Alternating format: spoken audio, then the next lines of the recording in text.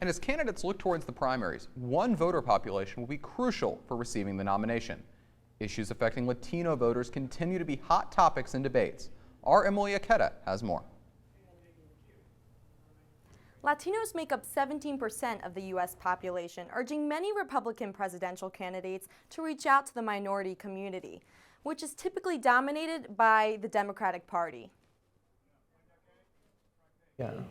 Well, I think a decade ago, it wasn't seen as important. President Obama received over 70% of the Latino vote, and Mitt Romney only got 23%.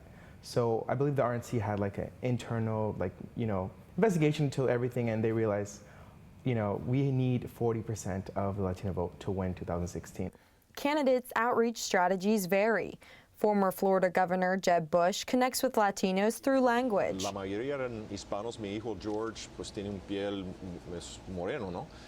But shared ethnic backgrounds seen with Ted Cruz and Marco Rubio or language with Jeb Bush won't ensure a vote from all Latino voters. Ultimately, it's what is your position. The problem that Bush and Rubio have is that when you look closely at what they've said about issues about which Latinos care, they're not that different from the Trumps and Carson. Marco Rubio initially supported President Obama's immigration plan, DACA, but recently changed his views. People to the program, we should stop new enrollment. This program's now been around for 3 years. If you haven't signed up by now, we shouldn't, and the extension, we're not going to extend the program. And Donald Trump has been doing more than raise eyebrows among the Latino community in his campaign. They're bringing drugs, they're bringing crime, they're rapists, and some, I assume, are good people. Donald Trump has tapped into this voice, and it's not a compassionate voice, it's not a pretty voice, but there is a voice of a certain segment of, we'll say, middle America, red states, people who are frustrated with their inability to openly talk about immigration or immigrants in a way that most people would consider racist. But as he enters phase 2 of campaign season, is he scaling back? He needs to find a way to be taken more seriously as a candidate. And what I saw on Saturday Night Live, despite the protests, despite the controversy, was that he really dialed it down and that he made fun of some of his own policies on immigration for the short time he was on the show. I want you to check for the wall. Oh, that's so wonderful. While one of the most popular Latino outreach strategies is attack Trump, is that enough for the Democratic candidates? What has been talked much less about is the problems on the Democrat side, which is that they have historically tended to assume this vote. In other words, we don't need to work to get this. One state to watch this year will be Florida, which has always been a swing state, and on one hand has produced 2 Republican candidates, and on the other will have a large Puerto Rican community coming in to vote. Back to you guys. Thanks, Emily. With all the issues we've discussed today, the key demographic in this will also be the youth vote.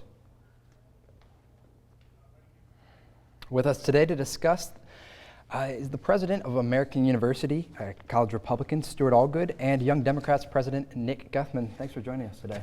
Thanks for having me. Thank you. So I want to start out today discussing the candidate on each side of the aisle that young voters are leaning towards at this point in the election. So and why? So we'll start with the Republican. The two that stand out on our side as far as young voters are Marco Rubio and Rand Paul. Rubio is very youthful in how he speaks. He's energetic. He has a lot of appeal, especially to a more diverse population as younger voters are. We also have, on Rand Paul, he has a libertarian leaning, as I would say most young voters, especially in the Republican Party, do. They tend to not be harsh social conservatives on social issues, just as Mr. Paul isn't either. He's pushed for criminal justice reform and has been hesitant of programs such as the NSA. So that's why both of them have appeal among our base. Yeah, I mean, it's really tough to choose just one candidate. For example, here at AU, we have students for Hillary, students for Bernie, students for O'Malley. But I think there's definitely a slight turn in favor towards Bernie Sanders. I really think he brings this fresh perspective. He really relates to the millennials, and you can see it in the crowds that he's been drawing across the country. So again, I'm hesitant to say that he's got the lead, but Well, I mean, if you're talking about he has eluded him, in a recent poll we saw he was beating Hillary Clinton by several points among 18 to 34 in the most recent NBC poll. So is that a sign of a trend we've seen of younger voters going for this insurgent candidate in Democratic primaries? I guess there are some remnants with President Obama and his election in terms of 2008, but I definitely think he is gaining momentum, especially with the young people. And the more that people learn about him, he's still a fresh name. Everyone knows who Hillary Clinton is. He's still a fresh name for a lot of new voters and young voters. And so I think as we kind of move forward and we see his ideas get out there more and more, hopefully, in my opinion, he'll gain more traction. Yeah, and I know that Mr. Sanders has been running on a lot of, his platform has to do with young voters. It has to do with reducing the cost of college, things like that. On the Republican ticket, what are the issues that are affecting young voters that the candidates are focusing on? With young voters in particular, it tends to be, especially on the Republican side, they tend to be more focused on fiscal issues, such as the cost of college, such as the federal deficit and the budget. Because the Republicans understand that we're going to have to pay the piper at some point, and we know that it's going to be us, the youth, that are going to have to pay off the bills that we've been racking up for the past 7 years under President Obama, and frankly under President Bush as well. We ran huge deficits for almost 2 decades now, and we need a way to start paying it. And that's what really concerns me the most, and I think concerns most of my peers. And Nick, what do you see for young Democratic voters? What's the key issue? Yeah, so I mean, today's actually a perfect day. Just earlier, there was the Our Generation, Our Choice March here in Washington, focusing on racial justice, immigration justice, and climate justice, all issues Bernie Sanders has been right on the cusp at. And I think a lot more voters see that in him. Young people really see that he's bringing that out. He definitely has a lot more he has a way to go in terms of proving himself to those voters and proving that he really does stand for what we believe in, especially with the age difference between him and ourselves. But nonetheless, I really think, for example, those 3 issues, immigration, climate change, criminal justice reform, and overall racial justice is what matters most to young voters on the Democratic side. And I know particularly college voters, there's 2 big issues that we've seen in these online polls that people are talking about. One is marijuana legalization, and the other one is college tuition. People think that it's too expensive to go to college. What do your candidates think about these things? I know you had said that Bernie Sanders has really been pushing for education reform. We even see criminal justice reform. So on the Democrat side, what are you seeing? I think he's proposed a plan to make public college tuition free, as simple as that. And it seems relatively feasible to me, but there are certainly people on the other side who may not agree, and I'd like to get Stuart's opinion on that. But I think it is definitely an ideal that we would want to move toward, and we might have different opinions on how to get there, but I think making college tuition free is something that we can all get behind. And what are the Republican candidates saying about this issue of free tuition? When it comes to free tuition, first of all, there's such thing as free tuition. Someone's paying for it at the end. You still have taxpayers paying for that education.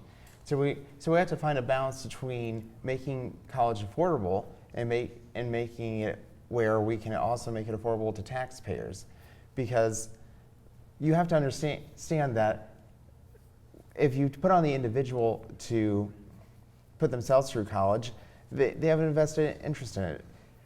I think that yes, college does need to be more affordable for those who need it to be affordable the most. Those that absolutely can't pay for it over the long run. I mean, it's just not fair to expect some people to pay the same price as students that are coming from very good backgrounds. And I think that like if you come to a school like American, though, this is a private university. You chose to come here. A public university is significantly less than our tuition at a school like American or a school like Georgetown. And that option is available to students. But students oftentimes choose to still go to private universities. And so if cost is an issue at a university like this, then maybe a student should consider going to a public university instead. But even still, I wouldn't I wouldn't say it's quite affordable at $30,000 a year for a public institution. There's still a lot of work that we need to be done, that needs to be done, and President Obama's proposed his college promise for making college, community college, tuition free for 2 years, and that would be a good pivot in the right direction. I believe Martin O'Malley supported that idea or came up with a similar plan for the whole country. And another topic that we've seen, as Trey mentioned earlier, I mean, it's especially prevalent here in the district, but marijuana legalization. We've seen Hillary Clinton say that it should be allowed for research. We've seen Bernie Sanders saying just legalize it. What are you guys' views, and what do you see that younger voters are saying about marijuana, or is it even an issue that matters? Stuart, what do you think? Well, speaking on my own behalf here, my personal views, I do believe legalization is the right path, and I think that's what many young Republicans believe, because it's just saying get the government out of the way, let people have their own individual responsibility, and let people choose whether or not they want to use it. Well, I personally think that one shouldn't use it.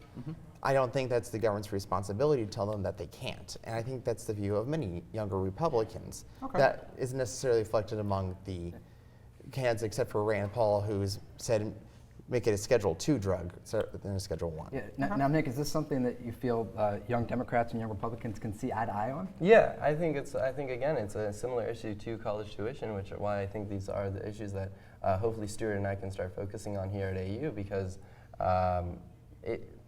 it is a nice little nexus of libertarianism, which seems to be something that a lot of the younger Republican candidates are going for. So Democrats obviously support it, and I think and it's a nice little platform for us to get together. And we're running out of time, but real quick before we go, we've got 2 debates this week, because we had a segment earlier on. So if there's one candidate you see who you're looking for to make a breakout, who is it in the Republican? Who is it in either debate? I'm personally biased. I want Bernie Sanders to move forward. Okay. And what do you think, Stuart? Is there a candidate in tomorrow night's Fox Business debate that you see needs to move up?